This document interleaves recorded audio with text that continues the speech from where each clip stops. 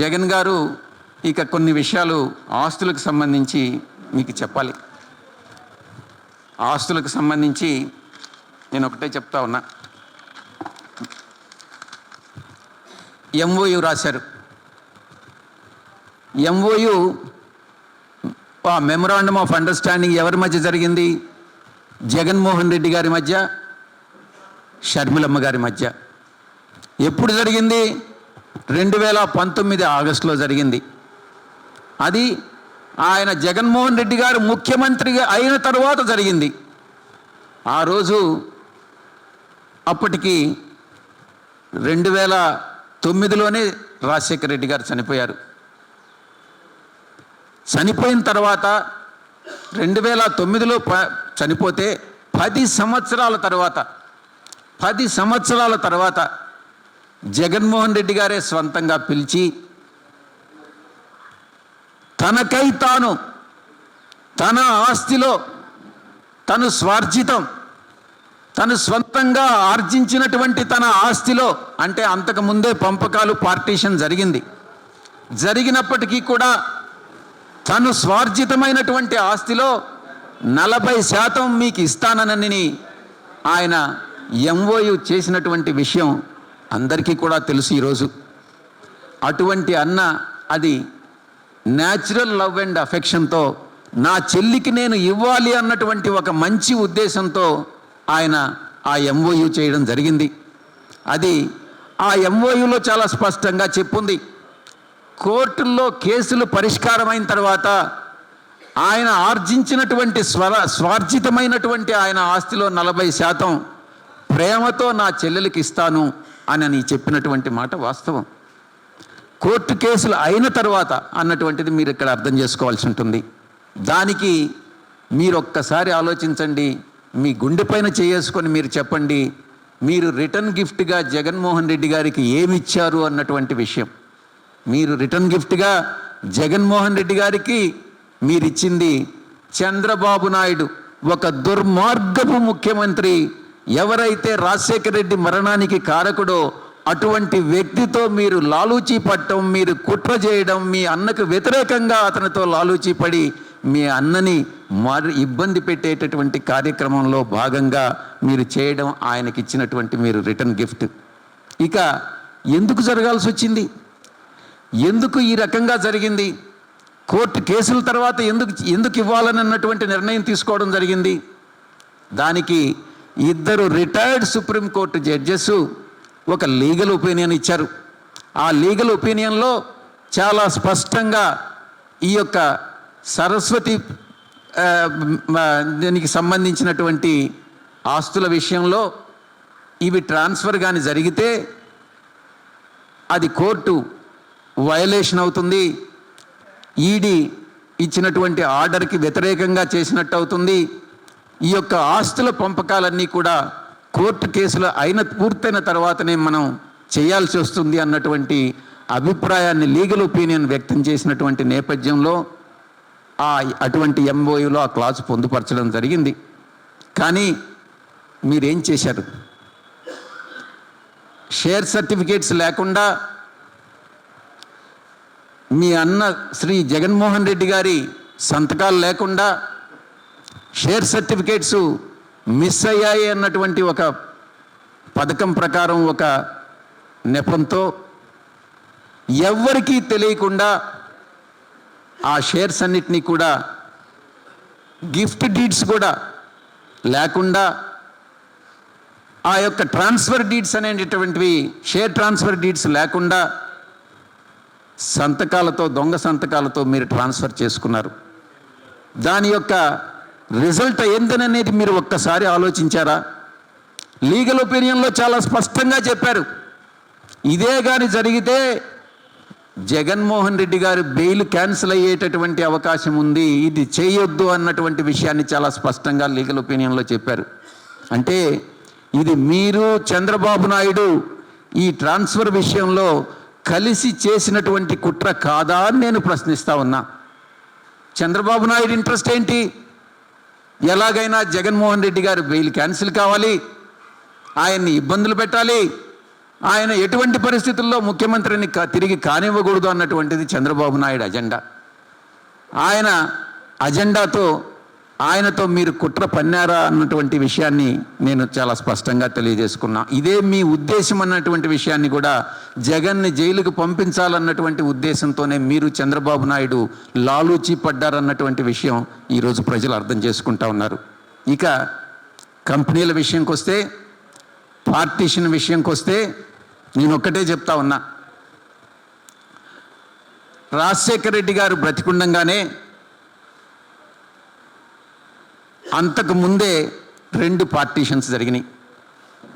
మొట్టమొదటిది, నేను గత 35 సంవత్సరాలుగా రాజారెడ్డి గారి దగ్గర నుంచి ఉన్నాను కాబట్టి అన్నీ తెలిసినటువంటి వ్యక్తిగా నేను చెప్తా ఉన్నా.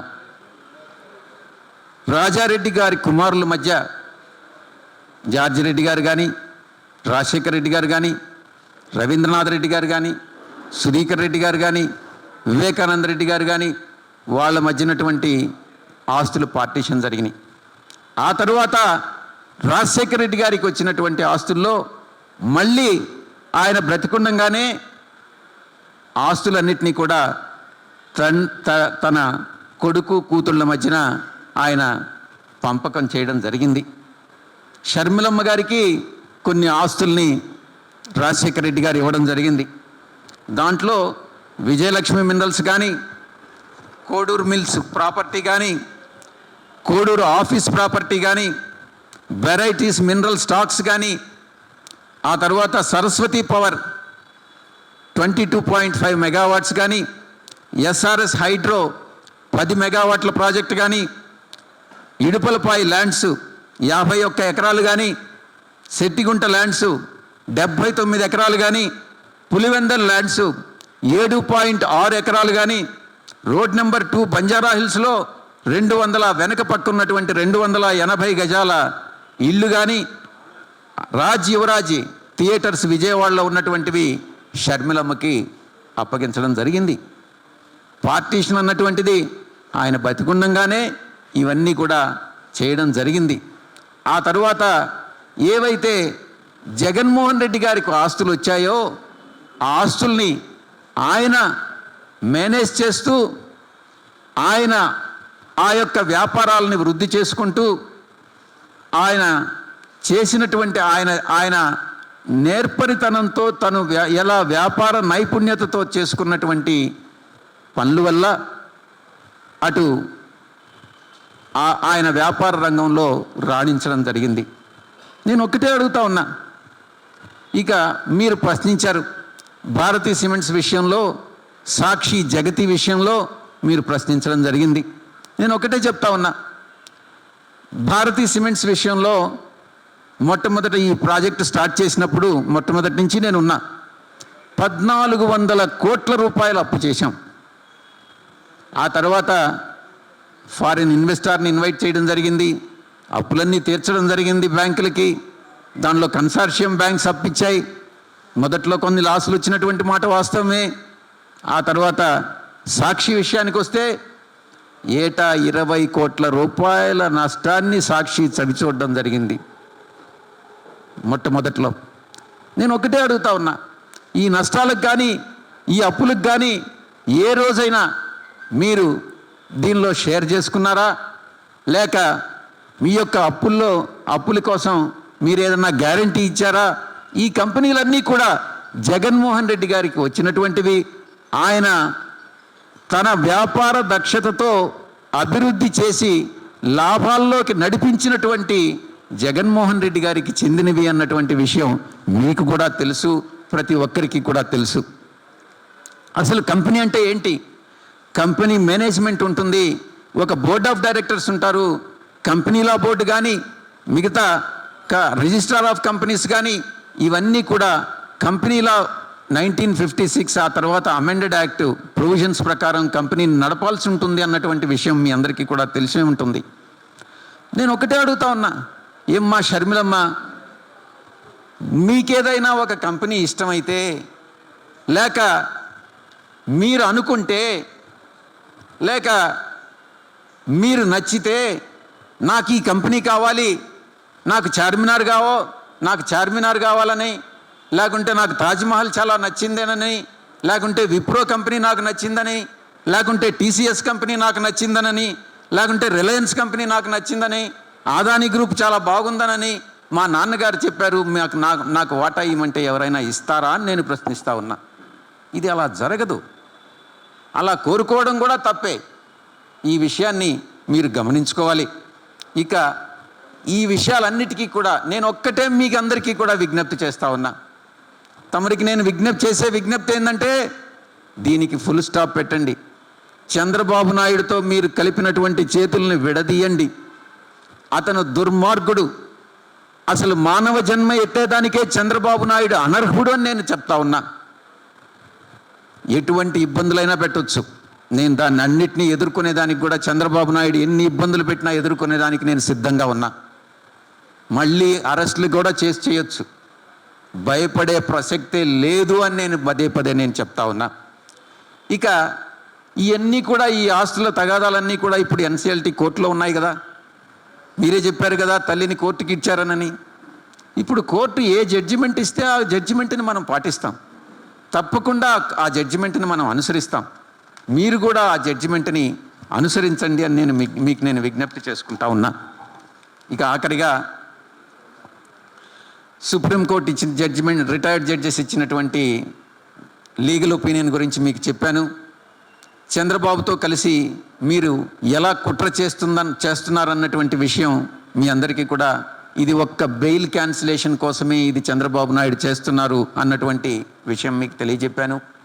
ఇక ఆస్తుల పంపకంలో స్వర్గీయ రాజశేఖర రెడ్డి గారు చెప్పినట్లుగా మీరు లెటర్లో రాశారు. ఏమని? షర్మిలమ్మ గారి 2 పిల్లలకి, జగన్ గారి ఉన్నటువంటి 2 పిల్లలకి, మొత్తం 4 సమానంగా ఆస్తులు ఇవ్వాలి, పంచాలి అని వైఎస్ఆర్ గారు చెప్పినట్లుగా మీరు నిన్నటి ప్రెస్ కాన్ఫరెన్స్లో చెప్పడం జరిగింది. మీరు ఒక్కసారి 2009 జగన్ గారి అఫిడవిట్ కానీ, 2014 జగన్ గారి అఫిడవిట్ కానీ, 2019 జగన్ గారి అఫిడవిట్ కానీ, 2024 జగన్ అఫిడవిట్ కానీ ఒక్కసారి పోల్చి చూసుకున్నట్లయితే ఆస్తుల పంపకాలు ఏ రకంగా జరిగాయి, ఎలక్షన్ కమిషన్కి ఇచ్చినటువంటి అఫిడవిట్ని మనం తప్పుగా ఇవ్వలేం కదా. ఎలా జరిగాయి అన్నటువంటి విషయాన్ని మీరే ఇన్ఫరెన్సెస్ డ్రా చేసుకోవచ్చు అని నేను మీ అందరికీ కూడా నేను విజ్ఞప్తి చేస్తూ ఉన్నాను. పూర్తిగా జగన్ గారు ఆయన వ్యాపార సంస్థలన్నింటినీ కూడా ఆయన విషన్తో, జగతి పేరును మీరు ప్రశ్నించారు, భారతీ సిమెంట్స్ పేరును మీరు ప్రశ్నించారు. ఇప్పుడు నేను ఒక కంపెనీ కానీ స్టార్ట్ చేస్తే నా పేరో నా కుటుంబ సభ్యుల పేరో పెట్టుకోవడంలో ఎవరికీ అభ్యంతరం ఉండదు, మీరు కూడా పెట్టాల్సినటువంటి అవసరం లేదు. అదేవిధంగా భారతీ సిమెంట్స్ కానీ జగతి కానీ, అంటే జగన్ భారతి 2 కలిపి జగతి అన్నటువంటి వర్డ్ని నేనే అప్పుడు ఖాయం చేసింది. ఎందుకనంటే అది వారి సంస్థలు కాబట్టి. భారతీ సిమెంట్స్ కూడా నేనే అప్పుడు ఖాయం చేయడం జరిగింది. ఆయన ఆ సంస్థలన్నింటినీ కూడా జగన్ గారు ఆయన యొక్క వ్యాపార దక్షత, ఒక బిజినెస్ విజన్తో ఆయన ఈ యొక్క సంస్థలను ప్రారంభించి అభివృద్ధి చేయడం జరిగింది. వాటిల్లో లాసులు వస్తే, నష్టాలు వస్తే ఆయనే భరించారు. ఆయన కేసులు వస్తే ఆయనే ఆ కేసుల్ని నెత్తిమిందేసుకొని ఆయన ఈరోజు కేసుల్ని భరిస్తూ ఉన్నారు, ఇక మేనేజ్ చేసుకుంటా ఉన్నారు. అది జగన్ గారే అన్నటువంటిది మీ అందరికీ కూడా తెలుసు. ఇక నేను ఇంకొక ప్రశ్న కూడా అడుగుతా ఉన్నాను, షర్మిలమ్మ గారు మీరు చెప్పండి. మీరు ఒక జగన్ గారి స్వార్జితమైనటువంటి ఆస్తుల్లో మీకు వాటా అడుగుతున్నారే కానీ, ఇప్పుడు నేను చెప్పినటువంటి ఆస్తులన్నీ కూడా రాజశేఖర రెడ్డి గారు మీకు ఇచ్చారు. మీకు ఇచ్చినటువంటి ఆస్తులన్నీ కూడా నేను 10-15 ఆస్తులని నేను లిస్ట్ అవుట్ చేసి చెప్పాను. అవి కూడా ఇవి మీకు 40% దీనిలో వాటా ఉంటే దాంట్లో కూడా 40% జగన్ గారికి ఉండాలి కదా. మీకు ఒక న్యాయం, జగన్ గారికి ఒక న్యాయమా?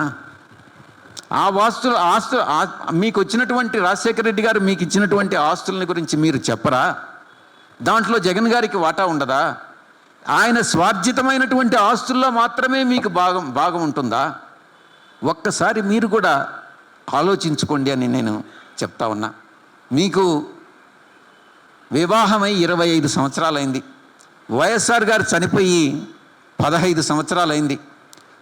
పెళ్ళయి 20 సంవత్సరాల తర్వాత ఎవరైనా కూడా పెళ్ళైన 20 సంవత్సరాల తర్వాత చెల్లిని పిలిచి ఒక 200 కోట్ల రూపాయలు